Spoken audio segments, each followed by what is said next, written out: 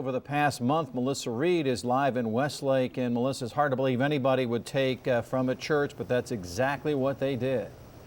Very sad situation indeed, Lou. Good evening. Now, the person responsible for this managed to get away with several $1,000s worth of stuff and did considerable damage to the church behind me. Now, in the meantime, the Reverend says he's going to install a high-tech security system, but has to wonder who would do such a thing. The Reverend Jim Yost has been with the Westlake Christian Church for 18 years. But what is happening to his church on Hilliard Boulevard both shocks and saddens him. The first break-in was probably about 7-8 weeks ago. The Reverend says the church has been broken into a total of 4 times in recent weeks. The biggest one that they got the most stuff was last Monday. They had gotten into the office again, stolen the church office and monitors.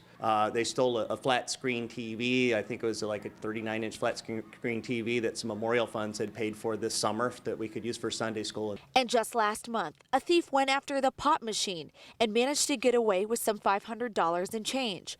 But the church says the thief took much more. Seeing the police in and out, as well as, just the security of kids. Someone's breaking in here. What's going on? So I think that's been probably the biggest thing that I've seen concern-wise from people. Now, in the meantime, the church is in the process of installing a major security system complete with cameras and motion sensors. But the church says not only have these robbers robbed them of their possessions, they've robbed them of their time. There are things that I need to be doing. It's Christmas season for us. It's Advent. I have virtually not been able to put any time into the Christmas Eve service yet. And while police try to figure out who did this, the church is trying to make sure this thief isn't taking away the true meaning of Christmas. They tend to be easy targets. They're places with woods around and trees around. Most of us can't afford alarm systems and that kind of stuff to keep the bad guys out. So when people get desperate, they start looking for easy marks. That's just, I guess that's just part of life. You just accept it and move on.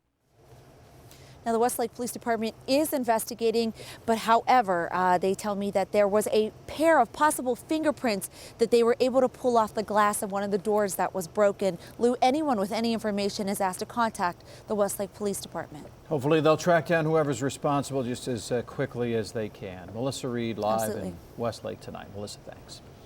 A thief